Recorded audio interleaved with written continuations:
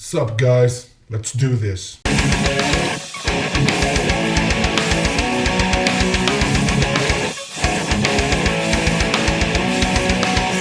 What is up you guys, Claudio back again with a new reaction. This time we have Redline Demos anime review. I don't know what this is, but this was suggested by, and the channel is called Douchebag Chocolate. Anime review. I don't know. Let's check it out. Let's see what it's all about.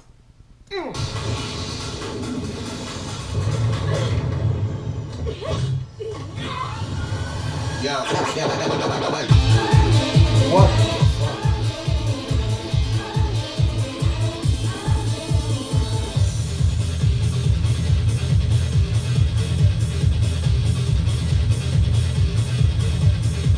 What type of anime is this?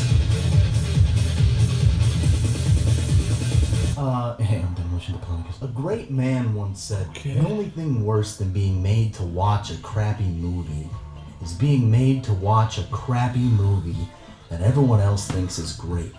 That was me. I said that. I said it just now. And wouldn't you know it, Redline just so happens to be one of the most crappy, unimaginative, overhyped pieces of shit ever to flip-flop out of Madhouse's festering 7-year incubatory womb onto the anime stage to taint the image of true instant classics like Attack on Titan, Bleach, Zaboomafoo, and the bridge on the River Kwai. You know, if only a fraction of these accusations were even remotely true, it'd make my review process that much easier. No one wants to hear you gush about how great something is for 10 minutes. They want blood. No, the real problem with watching a film like Redline is knowing that it has to end eventually. You ever just start crying once you get to the last few bites of a good sandwich? It's kind of like that. You know, a great man once said... Redline's a 2009 Madhouse film baked a whopping 7 years in Takeshi Koike's blisteringly creative oven, like a reverse Holocaust. There's a lot that can be said about Redline, and being 6 years late to a review, there's even more that's already been said. And if you're familiar with either critic opinion or the work itself, you know what's said the most. In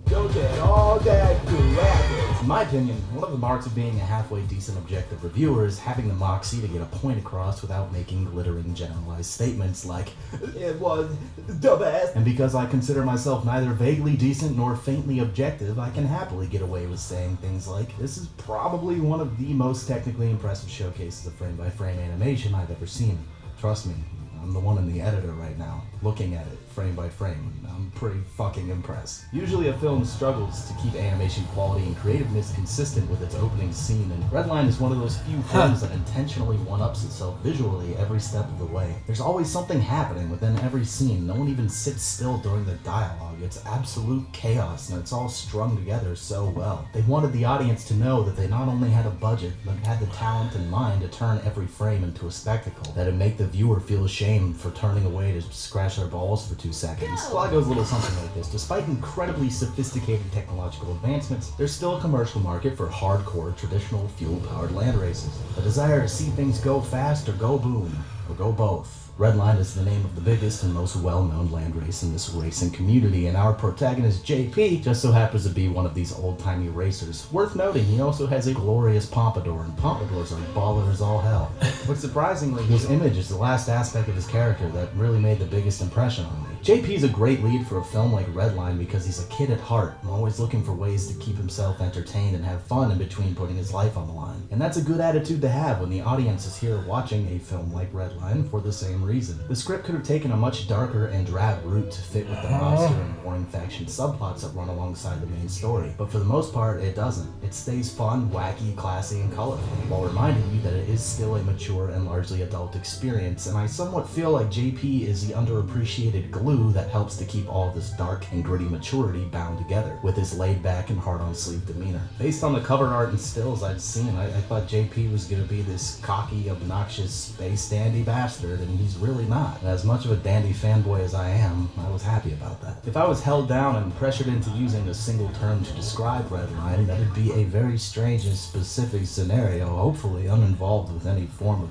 genital mutilation. My term of choice would be excessive. From what I can only imagine to be hellish 7-year production period to the world itself and the bountiful creativity within it, including but not limited to alien anatomy, complex machinery, and terrain design, to the 42-track OST. I swear to God, I heard like 5 songs. 42? 40 freaking 2? To pretty much... Yeah, that's a lot. Just about everything else. Redline's an incredibly visceral and excessive experience that just goes and never relents. Even the ending kind of comes out of nowhere, like no spoilers, but when this movie ends, it's almost funny how abruptly it happens. Like, you could hear these dudes' beards dragging across the paper as they drew those final frames, like, come on, man, wrap it up, it's been 7 years, I just want to see my kids, man! At the self-aware risk of making comparisons to the Star Wars prequels, Redline's kind of like a... Yeah, that's what I was thinking! Pod racing were more fleshed out and not tied to the worst thing in the history of science fiction reboots. While the multiple settings of Redline's universe are fantastically done, the plot isn't anything more than a container for eye-popping visuals with a couple obvious but appreciated twists sprinkled in. Although it does feel kind of silly how they decided to incorporate the Robo-World's war subplot at first, and admittedly, it is not needed in the slightest. It does help to do that thing I mentioned a bit ago, with the whole one-upping its own set pieces every step of the way, when they involve and incorporate all of the mayhem that they do towards the end of the film's runtime. I also like the tidbits with the gangsters. It plays a crucial role in the overall story, yet I feel like they could have been expanded on and added in a little more delicately. But of course, this is me we're talking about, so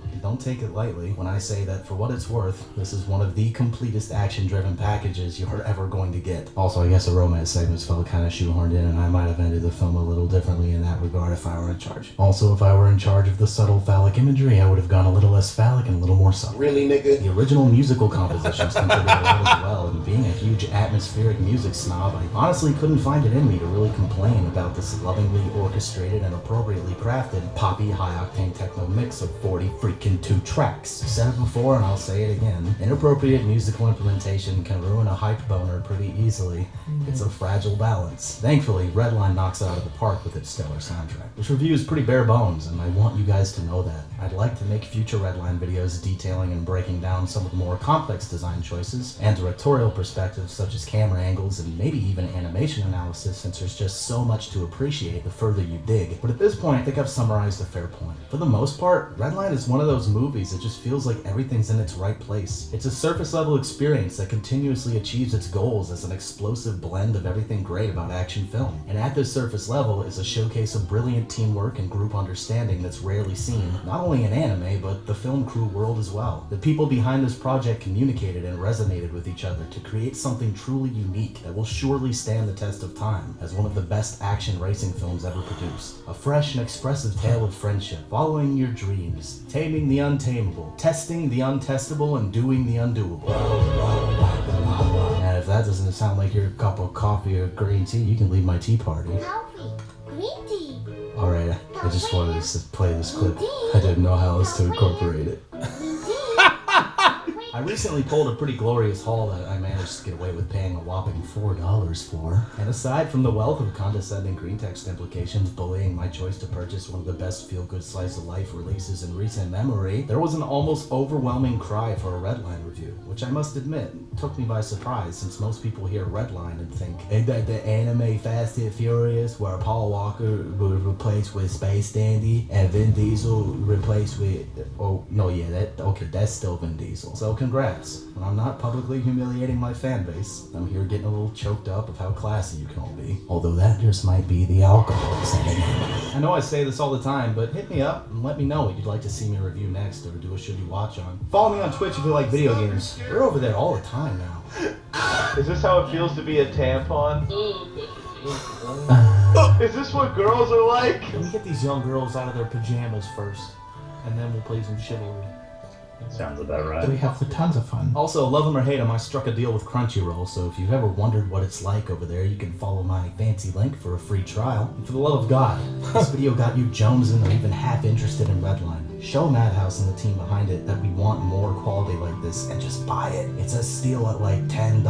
I feel like a thief. And of course, and as always, make sure you enjoy yourself. You are the flower I love. Man, I've never heard about this guy before. Thank you for the suggestion. This was fucking awesome. Nice commentary. This anime is I didn't even know. That is fucking awesome. Loving it. Cool. Thoughts? Yes, man, this was pretty cool. Well, first off, I had never heard of Redline. So that was awesome to be able to see that Madhouse did this. This looks fucking epic. The guy doing the commentary, very funny dude. Very clever editing. Everything was very on point. I just subscribed to him, and I suggest you do the same. This was pretty fucking awesome. I never even heard about this anime. Maybe that's my fault because I don't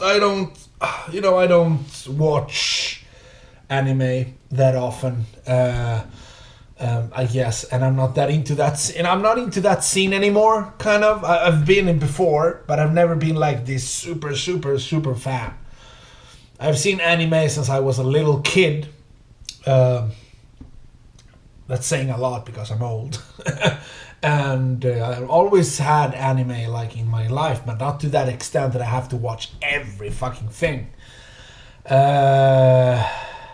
Also, fuck are you doing, Frank? Just my dog is, I don't know. Also, I get easily tired of anime, especially the Shonen Jump type of animes that drag on forever and have fillers upon that. It's like fucking ridiculous, some of those animes. This type of deal, I could do this. This was really fucking nice. It looks good, it sounded good, and he totally sold me in on the idea of looking at this up. I gladly paid $10 for the DVD or Blu-ray or whatever it is. It's like easy. Man, it looks fucking awesome. And his channel looks pretty cool. I'm gonna look up some more of his stuff. Not necessarily do a reaction to everything. That feels kind of weird because I can. But yeah, man, check out his channel. Leave him a couple of likes or whatever you want, and yeah. Thanks for watching. Let me all know what you thought, and I see you guys in the next one.